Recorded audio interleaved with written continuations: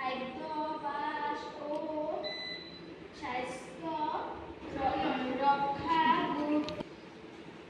নারী নেতৃত্বে শিশুর বিকাশ। নারী শিশুর প্রথম শিক্ষক। মা আচরণ ও মূল্যবোধ প্রধান ভূমিকা পালন করেন।